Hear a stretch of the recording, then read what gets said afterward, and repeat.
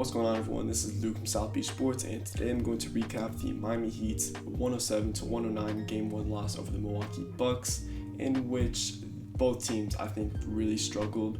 Bam Adebayo and Jimmy Butler had some of their most disappointing performances of the year, only combining for 26 points on a just absolutely dreadful 10 for 36 shooting. The Milwaukee Bucks shot 5 for 31 from 3, which is very, very uncharacteristic of them, considering they're one of the best three-point shooting teams in the league, especially when they have guys like Bryn Forbes, Bobby Portis. It's very weird of them to shoot that poorly from 3. Also with the Heat, Tyler Hero only shot 2 for 10. Trevor Ariza was not hitting his threes like usual. He had a big 3 towards the end of the game, but besides that, he was pretty quiet offensively. So there were a lot of things this game that are very uncharacteristic of both teams. So in the first quarter, the Heat got off to a pretty fast start, starting off the game with a 9-2 lead. The one thing that I really liked for the Heat is how they were able to get Duncan Robinson open looks. He made his first 3 threes, I believe.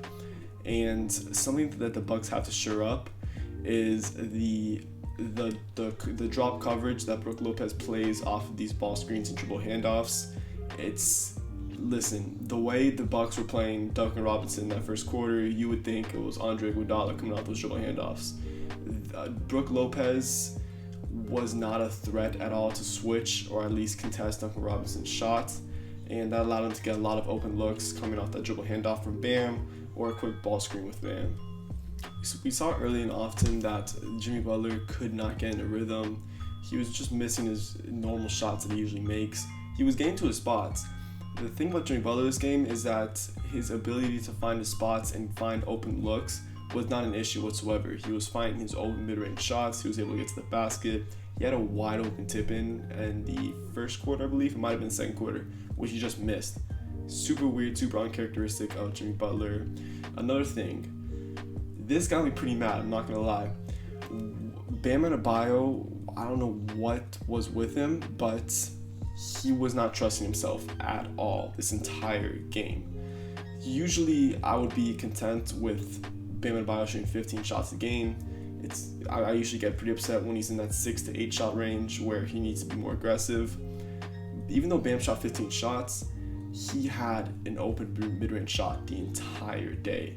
Brook Lopez is a horrible, horrible defender in that mid-range to perimeter area. Very good rim protector, but he cannot pick up Bam in that mid-range area. He props to Brook. He allowed Bam to have that open mid-range look the entire day, and Bam didn't take it.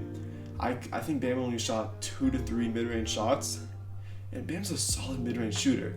Like in that 10 to 15 foot range, I am very, very comfortable with Bam shooting as many shots as he wants. So hopefully the Heat and Bam Adebayo are able to look at this come film. I'm sure they're going to go over the Game 1 film tomorrow, and just allow Bam, or not even allow Bam, just push Bam to continue shooting these mid-range shots. Because if Bam's not going to shoot that mid-range shot, that just closes off so many potential options for that Heat offense.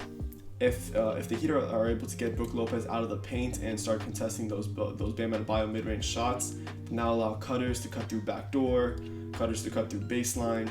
It just allows so many opportunities.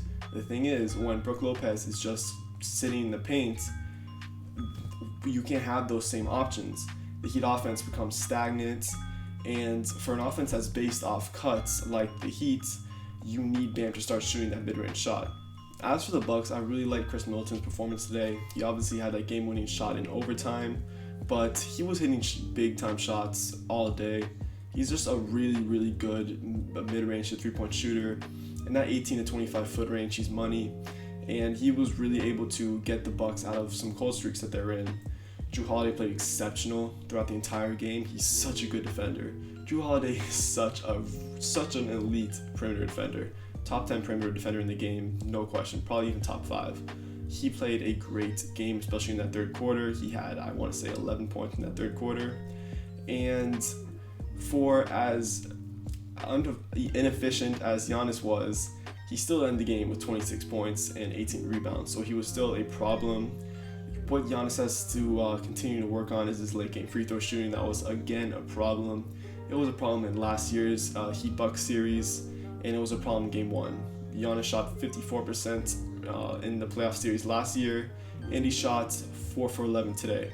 So in those late game situations, it's hard to trust Giannis, especially at the line. So I want to give some props to some players on both teams who I thought played exceptionally. I really like PJ Tucker's defense, especially when he was matched up on Jimmy Butler. Tucker's just such a tough defender, hard-nosed, gritty player. It was such a great trade acquisition for the Bucks, and he's just a terrific rotational piece for them. Goran Dragic played exceptionally, finishing with 25 points. He had so many big-time shots, and he's a player that they really, really need come playoff time. Throughout this playoff run, especially when players off the bench like Tyler Hero are not performing as expected. We really need that bench push from Goran, and he's definitely a player that needs to continue to step up in this run. So Game 2 will be on Monday at 7:30. I expect Game 2 to be a lot crisper. I think that the Bucks are not going to shoot 5 for 31 from 3 again, and I expect Bam Adebayo and Jimmy Butler not to combine for 10 for 36 from the field. Things are going to look a lot better in Game 2 from both teams, and this is just going to be an amazing series. This is going to be such a fun series. I can't wait to watch it. As a Heat fan, it stresses me the hell out, but as an NBA fan, it's just amazing to see. So that's going to be it for today, guys. Go like and subscribe for more content like this. I'm going to be doing a lot more post-game videos after the Heat's playoff games, a lot more podcasts coming out, and I'm just very excited for the content that's coming out on this channel. Go comment down below your thoughts on Game 1 and your expectations for Game 2. That being said, I'll catch you later. Peace.